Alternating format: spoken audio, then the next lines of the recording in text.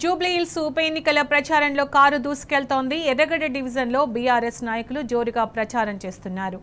Bilal hotel వద్ద మాట ముచ్చట కార్యక్రమంలో ఎమ్మెల్యే పల్లా రాజేశ్వరరెడ్డి, మాజీ ఎమ్మెల్యే పద్మా దేవేందర్ రెడ్డి, కార్పొరేటర్లు నరసింహ యాదవ్, శ్రీహరి, మహేశ్వరి తదితరులు పాల్గొన్నారు.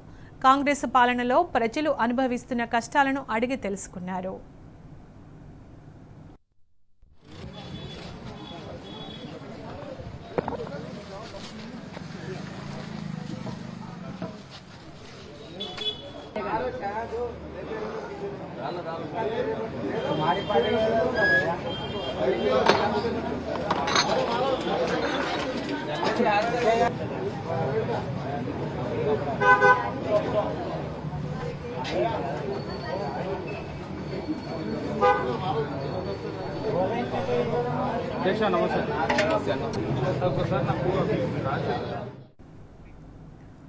జూబ్లీహిల్స్ ఉప ఎన్నికల ప్రచారంలో కారు దూసుకెళ్తోంది. ఎర్రగడ్డ డివిజన్లో బీఆర్ఎస్ నాయకులు జోరుగా ప్రచారం చేస్తున్నారు. పూర్తి సమాచారం మా ప్రతినిధి రంజిత్ అందిస్తారు. రంజిత్, అప్డేట్స్ ఏంటి రంజిత్? సునీత, ఇప్పటికే బీఆర్ఎస్ పార్టీ జూబ్లీహిల్స్ ఉప ఎన్నికల్లో జోరుగా ప్రచారం చేస్తుంది. ఒకవైపు ఎమ్మెల్యేలు, మాజీ మంత్రులు ప్రతి ఒక్కరు కూడా గడప గడపకు తిరుగుతూ, ఇంటింటికి తిరుగుతూ పాదయాత్ర చేస్తూ గత 10 సంవత్సరాల్లో కేసీఆర్ ప్రభుత్వం చేసినటువంటి అభివృద్ధి, 2 సంవత్సరాల్లో బీఆర్ఎస్ పార్టీ ప్రభుత్వం పోయిన తర్వాత రేవంత్ రెడ్డి అమలు కాని హామీలు ఇచ్చేసి ప్రజలు చేసినటువంటి మోసాలను కూడా ఎండగట్టుతూ ఇంటింటికి తిరుగుతూ కూడా ప్రచారం చేస్తున్నారు. దానిలో భాగంగా జనగామ ఎమ్మెల్యే పల్లా రాజేశ్వరరెడ్డి గారు, మాజీ ఎమ్మెల్యే పద్మా దేవేందర్ రెడ్డి గారు వినూత్నంగా ప్రదర్శన చేస్తున్నారు. మాట ముచ్చట కార్యక్రమంలో భాగంగా ఎర్రగడ్డ డివిజన్లోని బిలాల్ హోటల్ దగ్గర ఛాయ్ పే చర్చ అనే విధంగా కూడా స్థానికంగా ఉన్నటువంటి ముస్లిం మైనారిటీలు కావచ్చు, స్థానికంగా ఉన్న సోదరులతో కూడా డిస్కస్ చేసుకుంటూ కూడా ఎలా ఉంది, గత 2 సంవత్సరాల పరిస్థితి ఎలా ఉందని కూడా తెలుసుకుంటూ మనతో పాటుగా స్థానికంగా ఉన్న వ్యక్తులను చెప్దాం. భయ్య, గత 10 సంవత్సరాలలో ప్రభుత్వం ఎలా ఉంది, కేసీఆర్ ప్రభుత్వం ప్రస్తుతానికి ఇప్పుడు ఎలా ఉంది కాంగ్రెస్ ప్రభుత్వం? हेलो अस्सलाम वालेकुम, मेरा नाम सैयद अमानुल्लाह हुसैनी है। मैं MBA का स्टूडेंट हूँ। पिछले 10 साल में BRS गवर्नमेंट बहुत सारे सहूलतें दी, जैसा कि डबल बेडरूम दी, क्या कल्याण लक्ष्मी दी और बहुत सारे चीज़ें दी। अब फिर लोगों को जब से भी रेवंत रेड्डी की हुकूमत आई, उन लोगों का क्या बोलते थे, उसको इम्प्लीमेंट जो थी उसको जाहिर भी नहीं कर सके, मतलब जो रिलीज़ करना था वो भी अमाउंट रिलीज़ नहीं कर सके। और बहुत सारे क्या बोलते उसको अपने बहुत सारे डेवलपमेंट्स करे थे BRS के गवर्नमेंट में। तो पहले तो मैं ये बात बोलना चाह रहा हूँ, BRS गवर्नमेंट गई नहीं, हमारे जुबलीहिल्स कॉन्स्टिट्यूंसी थी और है और रहेंगी इंशाल्लाह, समझे? तो आएंगी गारंटी। భయ్య, గత 10 సంవత్సరాల్లో ముస్లిం మైనార్టీలకు రంజాన్ పవిత్రమైన పండగకు తోఫాలు ఇచ్చేవాళ్ళు. ఈ 2 సంవత్సరాల్లో తోఫా మీ దగ్గరికి వస్తుందా? रमजान तोहफा नहीं कुछ भी नहीं। ప్రభుత్వం అనేది గత 10 సంవత్సరాల కేసీఆర్ ప్రభుత్వం ఎలా ఉంది, ఇప్పుడు ఎలా ఉంది? केसीआर के दौर में अच्छा था, अभी कुछ भी नहीं है, सब बेकार है। స్థానిక ప్రజలతో ఇప్పటికే కూడా మాట ముచ్చట చేస్తున్నటువంటి వ్యక్తులు ఉన్నారు. అన్న, చెప్పండి, గత 10 సంవత్సరాలలో ప్రభుత్వం అనేది ఎలా ఉంది అనేది కూడా మనతో పాటుగా స్థానికంగా ఉన్న ప్రజలతో పాటు కూడా ఎమ్మెల్యే గారు ఉన్నారు, పల్లా రాజేశ్వరరెడ్డి గారు ఉన్నారు. సార్, ఇప్పుడు మీరు దాదాపు ఇక్కడికి వచ్చేసి వీళ్ళందరితో కలిసి మాట ముచ్చట కార్యక్రమం చేస్తారు. ప్రజలు ప్రత్యేకంగా అంటే ఎలాంటి సమస్యలు చెప్తున్నారు మీ దృష్టికి? ఈ సుల్తాన్ నగర్లో లోకల్గా ఉండే అనేక మంది హోటల్లో కూడా నేను మామూలుగా అడిగాను, వాళ్ళ దగ్గరికి వచ్చేసి ప్రచారం కోసం రాలే. ఇక్కడున్న విద్యార్థులు తన MBA చదువుతున్నారు, ఇంకోతను డిగ్రీ చదువుతున్నారు. వాళ్ళు మాకు స్కాలర్షిప్స్ రావట్లేదని చెప్తున్నారు. ఇద్దరు సెంటరింగ్ మేస్త్రి ఉంటే ఇంతకుముందు బిజినెస్ ఎక్కువ దొరికేది, ఇప్పుడు దొరకట్లేదు అన్నాడు. ఒక ఆటో డ్రైవర్ కలిసిండ్రు, మేము సాయంత్రం వరకు పొద్దుట నుండి 6 గంటల నుండి సాయంత్రం 10 గంటల వరకు వస్తే కూడా మాకు కనీసం 500-600 కూడా రావట్లేదు. పిల్లలు ఏదైనా సాయంత్రం నేను పైసలు రేపు పొద్దున్న టిఫిన్కో లేకపోతే దానికో అని చెప్పేసి ఇవ్వలేకపోతున్నాం అని చెప్తున్నారు. ఇక్కడ అందరూ చాలామంది బిజినెస్ చేసుకుంటూ ఉన్నారు. గతంలో 10 ఏళ్లలో ఉండే బిజినెస్లో మాకు ఎప్పుడు కూడా ఇబ్బంది కాలేదు. ఇవాళ మాకు బిజినెస్ అనేది తక్కువ అయిపోయింది, చాలా నష్టం జరుగుతున్నది. ఆనాడు మమ్మల్ని ఎవడు పోలీసు వాళ్ళు కూడా ఇబ్బంది పెట్టలేదు. ఇవాళ ఒక దిక్కున కారోబార్ తక్కువైందంటే ఇంకా పోలీసు వాళ్ళు కూడా ఇతరులు చాలాని రాయడం, అది చేయడం, ఇది చేయడం అని ఇబ్బంది పెడుతుందని చెప్పేసి వాళ్ళు మాట్లాడుతూ ఉన్నారు. కాబట్టి ఏ రంగం తీసుకున్నా, ఒక మిత్రుడు రిటైర్డ్ ఎంప్లాయీ అక్కడే కలిసిండ్రు, వాళ్లకు బిల్స్ కానీ వాళ్ళకు కావాల్సిన మెడికల్ బిల్స్ రావట్లేదని చెప్తా ఉన్నాడు. అదేవిధంగా మెడికల్ బిల్స్ రావట్లేదు కదా అని చెప్పేసి పక్కనే ఉన్న బస్తీ దవాఖానకు పోతే 6 నెలల నుంచే ఈ సుల్తాన్ నగర్ బస్తీ దవాఖానలో డాక్టర్ లేడంట. ఈ డాక్టర్ లేకపోతే ఎక్కడికి పోతున్నారు? శ్రీరామ్ నగర్ పోమని చెప్తున్నారట.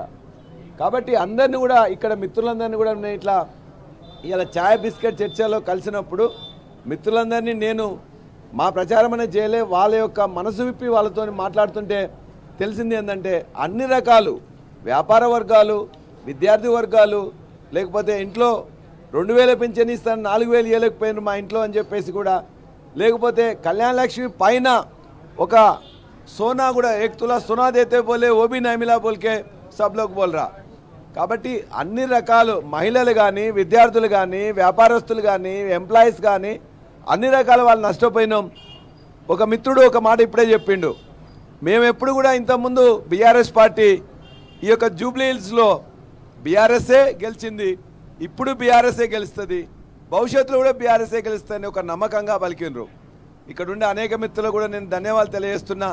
వాళ్ళకు మనసు విప్పి నాతో మాట్లాడినందుకు ధన్యవాదాలు తెలుస్తూ వాళ్ళందరితో కలిసి వాళ్ళ నాకు ఛాయ్ తాగే భాగ్యం కలిగిందని చెప్పేసి సంతోషపడుతున్నా. సార్, ఇప్పటికే ముస్లిం మైనార్టీలో గత 10 సంవత్సరాల్లో కేసీఆర్ ప్రభుత్వంలో హోంమంత్రి కావచ్చు, ఉప ముఖ్యమంత్రి కానీ అన్ని విధాలుగా కూడా ఒక పెద్దపీట వేసినది. 23 నెలలు అవుతున్నట్టుకి ముస్లిం మైనార్టీలు పట్టించుకుంటే కాంగ్రెస్ ప్రభుత్వం ఈరోజు అంటే హుటాహుటిగా వచ్చేసి ముస్లిం మైనార్టీ నుంచి మంత్రి పదవి ఉంటుంది. దీన్ని ఏ విధంగా చూడవచ్చు? ఇవాళ భారతదేశంలో ముస్లిం మైనార్టీలకు బడ్జెట్ పెంచింది. ఆనాడు అసదుద్దీన్ గారు కానీ అక్బరుద్దీన్ గారు కూడా చెప్పిండ్రు, దేశంలో ఒకే ఒక్క ప్రభుత్వం కేసీఆర్ గారి ప్రభుత్వం మైనార్టీలకు పెంచిందని చెప్పేసి, బడ్జెట్ పెంచిందని చెప్పేసి. కళ్యాణ లక్ష్మితో పాటు షాదీ ముబారక్ పెట్టి 1,00,000 రూపాయలు ఇంట్లో కుటుంబానికి ఇచ్చింది కూడా కేసీఆర్ గారి ప్రభుత్వం. 2,000 రూపాయలు పింఛన్ ఇస్తే అందరికి ఇచ్చింది కూడా కేసీఆర్ గారి ప్రభుత్వం. మైనార్టీకి 200 పైన స్కూల్స్ పెట్టేసి బ్రహ్మాండంగా విద్యను అందిస్తుంది కూడా కేసీఆర్ గారి ప్రభుత్వం. కాబట్టి మైనార్టీల మీద ఊరికనే ప్రేమ వలకపోవడం కాదు. ఇవాళ కాంగ్రెస్ పార్టీ వచ్చిన తర్వాత వాళ్ళు కూడా ఒక ఎమ్మెల్యే ఇయ్యలే, ఒక ఎమ్మెల్సీ ఇయ్యలే, ఒక ఎంపీ ఇయ్యలే, ఒక మంత్రి పదవి ఇయ్యలే. ఇవాళ ఇక్కడ మొత్తం కూడా అడిగేసరికి బీఆర్ఎస్ పార్టీ వాళ్ళు అడిగేసరికి అజారుద్దీన్కి ఇస్తా అని చెప్పేసి అన్నాడు. మరి అజారుద్దీన్ ఎమ్మెల్యే కాదు, ఎమ్మెల్సీ కాదు, మరి ఎట్లా ఎక్కంచెలు ఎమ్మెల్యే అవుతాడు? ఎమ్మెల్సీ అవుతాడంటే అది ఆల్రెడీ కోర్టులో ఉన్నది కాదు. అంటే ఇవాళ మోసం చేయడానికి 6 నెలలు ఎలక్షన్ కోసం చేయడానికి అని చెప్పేసి ముస్లిం మైనార్టీ సోదరులు అందరూ కూడా అంటున్నారు. ఆయనకు ఇచ్చింది కూడా ఇలా బీఆర్ఎస్ పార్టీ ఒత్తిడి వల్లనే ఇచ్చిండ్రు. ఆయన ఏం చేసుకున్నా కూడా ఖచ్చితంగా మేము మాకు సపోర్ట్ చేసిన కేసీఆర్ గారికే మద్దతు ఇస్తామని ఏకాభిప్రాయంతో ఇవాళ ఇక్కడ ముస్లిమ్స్ అని కాదు, హిందువులని కాదు, క్రిస్టియన్స్ అని కాదు, అన్ని వర్గాలు, అన్ని ప్రొఫెషనల్స్, అన్ని ఏజ్ గ్రూపులు అందరూ కూడా ఇవాళ మాగంటి సునీత గారికే మద్దతు ఇస్తామని చెప్పి తెలియజేస్తున్నారు. వారికి ధన్యవాదాలు. మేడం చెప్పండి, ముఖ్యంగా వచ్చేసరికి మీరు డైరెక్ట్ ముఖాముఖిగా కూడా మాట్లాడుతున్నారు.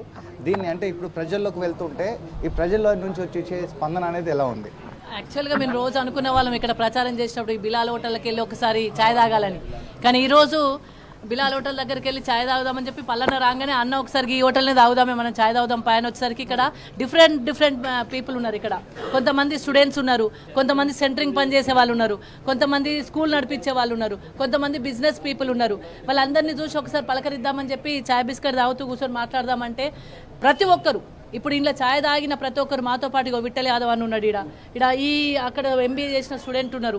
వీళ్ళందరూ కూడా ఏంటంటే ప్రతి ఒక్కరు కూడా మాకు చెప్పిన ఈ భయ ఇక్కడ యూపీలో స్కూల్ నడిపిస్తారట, ఇక్కడ మేము కేసీఆర్ సాబ్ పిల్లలు ఉన్నారు, నా రిస్తదారులే ఉన్నారు, అందరికీ కేసీఆర్ సాబ్ గురించే చెప్తున్నా. కేసీఆర్ సాబ్ ఉన్నప్పుడే మంచిగా ఉండే ఇక్కడ అంత కారోబార్ మంచిగా నడిచింది. సెంటరింగ్ వాళ్ళు ఇక్కడ దాకా టిఫిన్ చేసిపోయినారు. వాళ్ళతో నేను ముఖాముఖి మాట్లాడినా. వాళ్ళు ఏమంటారు అంటే అమ్మ ఇప్పుడు అన్ని బంద్ ఉన్నాయమ్మా, అసలు ఇన్వెస్ట్ చేసేటోళ్ళదే నడుస్తలేదు, ఇక మేము పనిచేసేటోళ్ళ మాదే నడుస్తుంది, అంతకుముందు గుత్తకు తీసుకుంటోళ్ళం ఇండ్లు, ఇప్పుడు కూలీలమైన మేము అని చెప్పి వాళ్ళు బాధపడతా ఉంటే చాలా బాధ అనిపించింది. ప్రతి ఒక్కరి ఆవేదన కనబడ్డది ఇక్కడ. అసలు నేను ఏమనుకొని వచ్చినామంటే ఛాయ్ తాగి వీళ్ళని ఒకసారి పలకరిద్దాము, నమస్తే పెట్టి ఒకసారి పలకరిద్దాము, ఏమంటారో చూద్దామంటే నిజంగా చెప్తున్నా కడుపు బాధ అనిపించే అంత బాధలు చెప్పిన అందరూ. అంటే ఇక్కడ ఎంత తక్లీఫ్ ఉన్నది, ఈ ప్రభుత్వంలో ఎంత తక్లీఫ్ అవుతుంది ప్రతి ఒక్కరికి అనేది ప్రతి ఒక్కరు ఈ ప్రభుత్వం గురించి నెగిటివ్గా మాట్లాడింది తప్ప పాజిటివ్ మాట్లాడిన వాళ్ళు అయితే ఎవ్వరు ఒక్కరు కూడా కనవల్లే. ఇంత పెద్ద హోటల్, ఈ బిలాల్ హోటల్లో రోజు ఛాయ్ తాగాలనుకున్నా కానీ వాళ్ళు ఛాయ్ తాగుతూ బిస్కెట్ తింటూ వాళ్ళతో మాట్లాడితే ఒక్కరు కూడా కేసీఆర్ను కాదని ఏమి జరగదు, కేసీఆర్ ఉంటేనే బాగుంటుంది, కేసీఆరే మాకు కావాలి, ఇక ఇదంతా నడుస్తుంది పోతామమ్మ, కేసీఆర్ రావాలి, నెక్స్ట్ కూడా కేసీఆర్ని తెచ్చుకుంటామని చెప్పి భరోసా ఇచ్చిండ్రు. చాలా తృప్తి అనిపించింది. అందరికీ ధన్యవాదాలు. మేడం, ఇది ముఖ్యంగా నిన్న రాత్రి చూసుకుంటే ప్రచారం చేస్తున్నటువంటి బీఆర్ఎస్ నేతలు కండువాలు గుంజుకోవడము, ప్రచారానికి సంబంధించిన పాంప్లెట్లు గుంజుకుంటే పోలీస్ స్టేషన్కి ఫిర్యాదు చేస్తే నమోదు కాలేదు. కానీ ఇప్పటికిప్పటికీ మాగంటి సునీత మీద కేసు నమోదైందని చెప్తున్నారు. దాన్ని ఏ విధంగా చూడవచ్చు? వాళ్ళు ఏం చేస్తున్నారు? వాళ్ళ అధికారాన్ని అడ్డం పెట్టుకొని ఈరోజు బెదిరింపులకు గురి చేయాలని చూస్తూ ఉన్నారు. వాళ్ళు నవీన్ యాదవ్ గారు కూడా ఎట్లా మాట్లాడుతున్నారు? ఆయన మాట్లాడే మాటలు సుమోటోగా తీసుకోవాల్సిన ఎలక్షన్ కమిషను సుమోటోగా తీసుకోకుండా ఎదురుగా ఎదుటోళ్ళ మీద, అంటే ఏదైతే బీఆర్ఎస్ పార్టీ ఇక్కడ గెలవబోతుందో ఆ బీఆర్ఎస్ పార్టీ నాయకుల మీద కేసులు పెట్టే ప్రయత్నం చేస్తూ ఉన్నారు, భయభ్రాంతులకు గురి చేస్తూ ఉన్నారు. ఇంతకుముందు మన నాయకులు ఇక్కడ 2-3 నడుచుకుంటూ పోతే కాంగ్రెస్ పార్టీ వాళ్ళు వచ్చి బెదిరిస్తా ఉన్నారు, ఇక్కడ ఎందుకు వచ్చినావు, ఇక్కడికి ఏడుకెళ్ళి వచ్చిండ్రు అని ఇట్లా బెదిరిస్తూ ఉన్నారు. అంటే ఎక్కడ చూసినా బెదిరింపులకు భయభ్రాంతులకు గురి చేసే ప్రయత్నం చేస్తూ ఉన్నారు. నేను ఎలక్షన్ కమిషన్ రిక్వెస్ట్ చేస్తూ ఉన్నాను, ఎక్కడైతే మన నిన్న జరిగిన సంఘటనను మీరు కంప్లైంట్ తీసుకొని డెఫినెట్గా కేసు నమోదు చేయాలి. మా మీద కేసులు నమోదు చేసుకుంటూ పోతా ఉన్నారు. ఎక్కడైతే మంచిగా ఎట్లయితే ప్రిన్సిపల్స్కు అనుకూలంగా ఎలక్షన్ కమిషన్ ఇచ్చిన వాటికి అనుకూలంగా పోయి ఎవరికి ఇబ్బంది పెట్టకుండా ప్రచారం చేసుకుంటున్న పోతున్న మా మీద కేసులు పెట్టడం ఏందండి ఇది? అంటే అధికారాన్ని అడ్డం పెట్టుకొని, ఆ రౌడీయిజాన్ని అడ్డం పెట్టుకొని వాళ్ళు కేవలం భయభ్రాంతులకు గురి చేసి ఎలక్షన్లో అడ్డదీడంగా ఓట్లు వేయించుకోవాలని చూస్తున్నారు. కానీ ఇక్కడ ప్రజలు చైతన్యవంతులు, జూబ్లీహిల్స్ ప్రజలు చైతన్యవంతులు. వాళ్ళకి ఇప్పటికే అర్థమైంది ఎవరేంది, పాలు నీళ్లకు తేడా తెలిసింది, వాళ్ళకు ఎవరేందో తెలిసింది. కేసీఆర్ గారిని కళ్ళకద్దుకుంటున్నారు. డెఫినెట్గా రేపు రాబోయే కాలంలో మంచి 11th తర్వాత మాగంటి సుంతమ్మ గారు మంచి మెజార్టీతో గెలవబోతున్నారు. మాకు నమ్మకం వచ్చింది. ఈరోజు వీళ్ళందరితో మాట్లాడడానికి ఇంకా నమ్మకం పెరిగింది. అందరికీ ధన్యవాదాలు.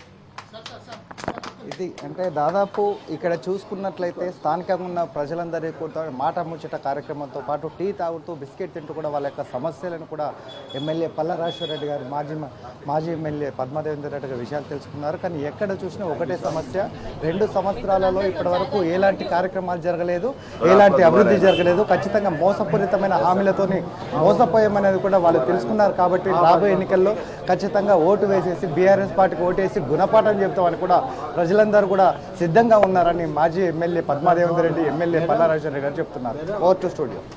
Right Ranju, thank you.